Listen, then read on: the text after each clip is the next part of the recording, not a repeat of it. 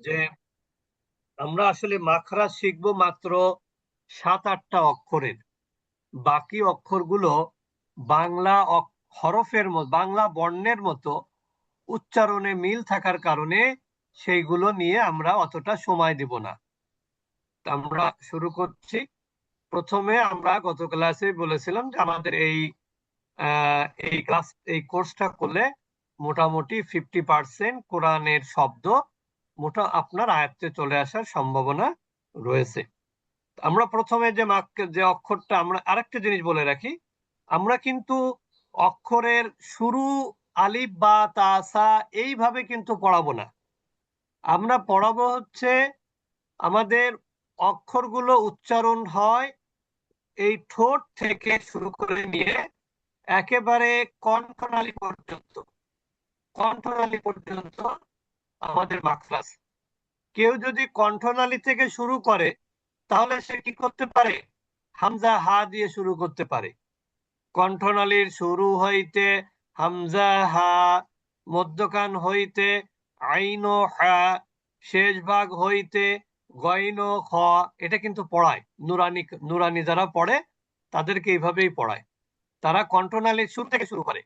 আর আমরা শুরু করি হচ্ছে দুই ঠোঁট থেকে। দুই ঠোঁট থেকে আমরা আস্তে আস্তে মুখের ভিতর থেকে আমরা কণ্ঠনালীতে গিয়ে আমরা ইনশাল্লাহ শেষ করব, আল্লাহ যদি আমাদেরকে তৌফিক দান করেন। তো কিছু কিছু অক্ষর আছে যেগুলো বাংলা বর্ণের সাথে হুবহু মিল আছে। আমরা বলেছিলাম আরবিতে যেমন জবর আছে, জবরের সাপোর্টিং বাংলায় হচ্ছে আকার। বাংলায় কি? আকার। আরবিতে যেমন জের আছে, এর সাপোর্টিং হচ্ছে রস্বীকার। আরবিতে যেমন পেশ আছে, এর সাপোর্টিং কি? রস্যুকার।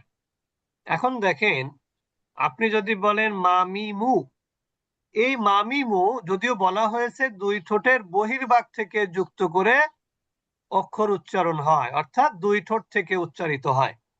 তা আপনি যদি এটা নাও জানেন, এই অক্ষর কিন্তু আপনার সঠিক উচ্চারণ হবে, কারণ এটা হুবহু বাংলা ময়ের সাথে মিল আছে। এটাকে আমরা ওইভাবে আলাদাভাবে শেখার প্রয়োজন আমাদের নাই। এরপরে বা, বা হচ্ছে বাংলা বয়ের মতন। বয়কারে বা, বয়রস্যি বি, বয়রস্য বো। এখানে বলা হয়েছে দুই ঠোঁটের ভেতরের অংশ যুক্ত করে। আপনি জানেন বা না জানেন, আপনার বাংলা ব উচ্চারণ করতে গেলেও কিন্তু এই নিয়ম ফলো করা হয়, হয়তোবা আপনি, আমি জানি না। তবে বা উচ্চারণ কিন্তু বাংলা বয়ের মতন, হ্যাঁ, হুবহু বাংলা বয়ের মতন। এরপরে আমরা চলে আসলাম অ। এইটা উচ্চারণ করতে গেলে একটু অসুবিধা হয়, তবুও বেশি অসুবিধা হয় না। যেমন বাংলায় আমরা যেমন অনেক ভালো খবর পেলে আমরা একটা সাউন্ড করি, ওয়া, এরকম একটা সাউন্ড করি কিন্তু। তো অ এর উপরে যদি জবর হয় তাহলে এর উচ্চারণ হয় ওয়াও জবর ওয়া, ওয়াও জবর ওয়া। কিন্তু ওয়াও এর নিচে যখন জের হয় তখন আমরা একটু বিপদগ্রস্ত হই। এই জন্য অনেকে সূরা নাস পড়তে গিয়ে এভাবে উচ্চারণ করেন, আল্লাযী ও বিসু, বিসু বলে কেউ, বিসু কি বলে? বিসু। আবার কেউ বলে ভিসু। আসলে এটা বিসুও না, ভিসুও না। আমি একটা সহজ পদ্ধতি বলি, সেটা হলো ইংরেজিতে আপনার আই, আয়ের প্লুরাল কি? উই। আয়ের প্লুরাল হচ্ছে উই। তা অনেকটা, 100% উই না, তবে অনেকটা উই এর মতো। আল্লাযী ইউয়াস উইসু, উই, ওয়াও, উই। আমরা অনেক সময় যারা বিদেশি তারা কিন্তু, আমরা যেমন বলি উই বলি, আমরা কিন্তু উই বলি, কিন্তু বিদেশিরা কি বলে? উই। অনেকটা এরকম বলে। তা ওই রকম উচ্চারণ করতে হবে। ওয়াউজের উই, ওয়াউজের উই, ওয়াউজের উই, ওয়াউজের উই। আমরা একটু বলি ওয়াউজের উই, কেউ বলবেন নাকি? এর উই প্রচন্ড বলেন। ওয়াজের উই ওয়াউজের উই, ওয়াজের উই ইউয়াস উইসু, ইউয়াস উইসু ইউয়াস উইসু, ওয়াস উইসু ইউয়াস উইসু। উইসু ভিসু না, কে যেন ভিসু বললো।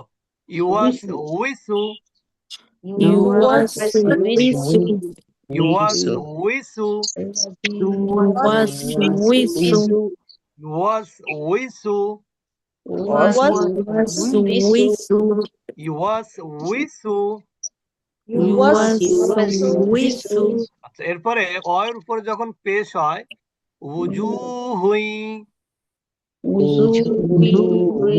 এখানে শুধু একটা ব্যাপারে সাবধান হতে হবে, সেটা হলো হামজা পেশ কিন্তু কি হয়, উ, অনেকটা ধাক্কার মতন।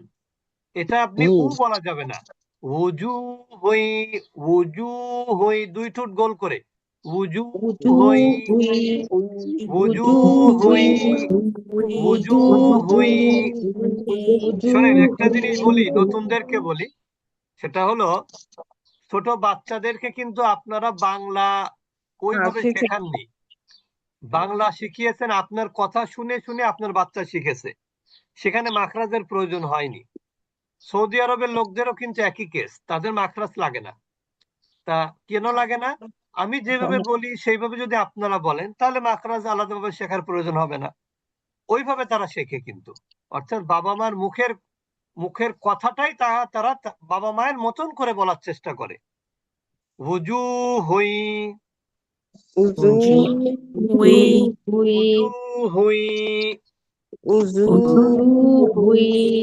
উজু হুই।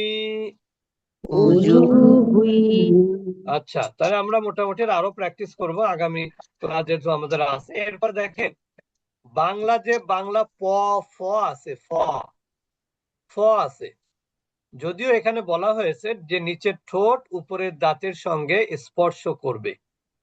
এই যে নিচের ঠোঁট উপরের দাঁত, এখানে ভিজা জায়গা আছে ঠোঁটের ভিতরে, এইখানে স্পর্শ করবে। কিন্তু আপনি যদি বাংলা ফয়কারে ফাও বলেন, আপনার মনের অজান্তে এই উপরের দাঁত এইখানে স্পর্শ করছে, দেখেন, একটু দেখেন খেয়াল করে।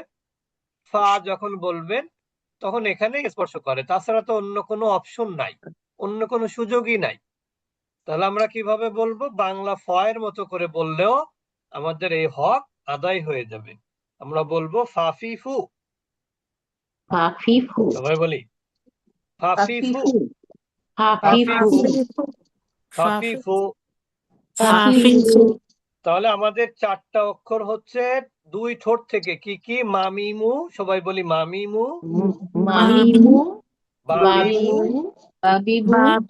ওয়াউইউ, ফাফিফু। এই 4টা হলো 2 ঠোঁট থেকে উচ্চারিত হয়। এরপরে আমরা চলে যাব, এই মাখরাজটা আমরা একটু শেখার চেষ্টা করব। এইটা কিন্তু বাংলা কোনো অক্ষরের সাথে ওইভাবে 100% মিলবে না, তো যদিও কাছাকাছি হয়। যেমন বাংলা চ, স এর সাথে আরবি এই সায়ের কিছু মিল আছে, হালকা মিল। আর জাল এটা অন্তর্জয়ের মতো, কিন্তু আসলে এটা ওইভাবে মেলে না।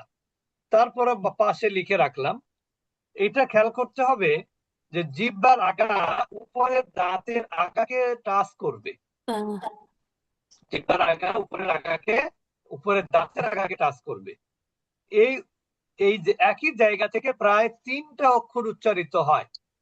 একটা হলো, যেখানে আপনারা খেয়াল করেন জিহ্বার আগাটা একটু বের করবেন, একটু সামান্য। আমরা আমার সাথে বলবেন সা, সি, সু, সাসিসু, সাসিসু, সাসিসু, সাসিসু,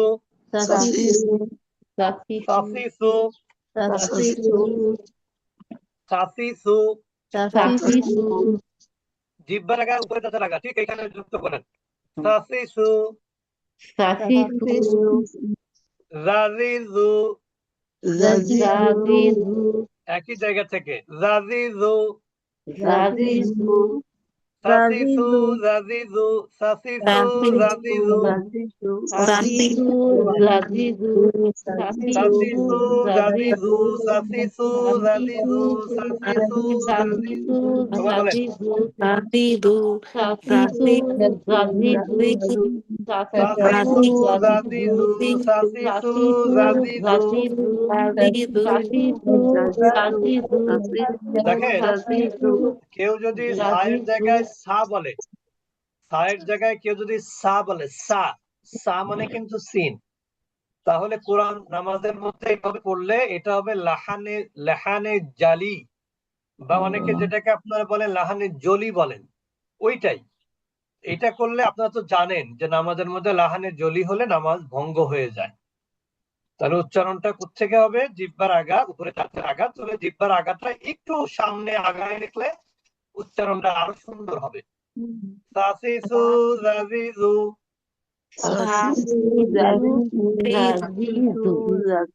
ওয়াজিজু প্রায় একই জায়গা ওয়াজিজু ওয়াজিজু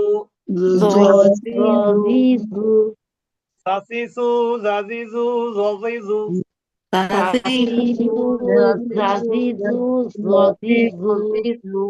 সাসিসু জাজিজু ওয়াজিজু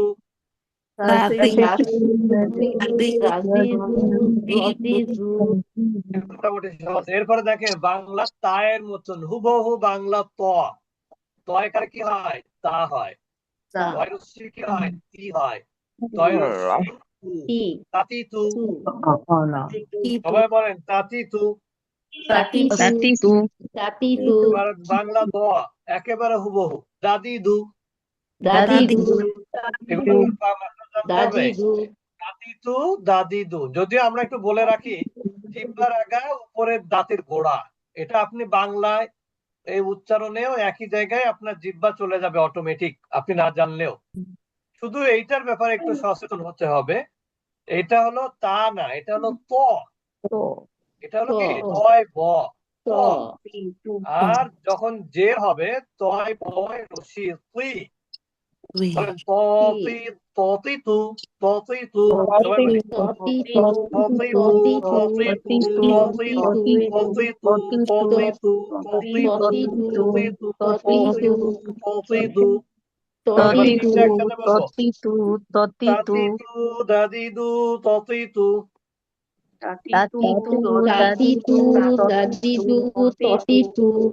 তাতিতু দাদিদু ততিতু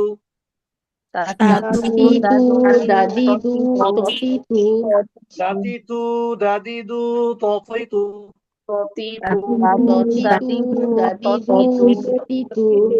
তাহলে আমরা প্রথমে কিন্তু দেখেন উচ্চারণ করেছিলাম জিহ্বার আগা উপরের দাঁতের আগা সেখান থেকে ছিল সাফিসু জাজিজু জজিজু আর এখন হলো জিহ্বার আগা উপরের দাঁতের গোড়া সেখান থেকে আমরা উচ্চারণ করলাম তাতিতু দাদিদু ততিতু তো আমরা আজকে এই পর্যন্তই রাখছি Tatitu, dadidu, totitu.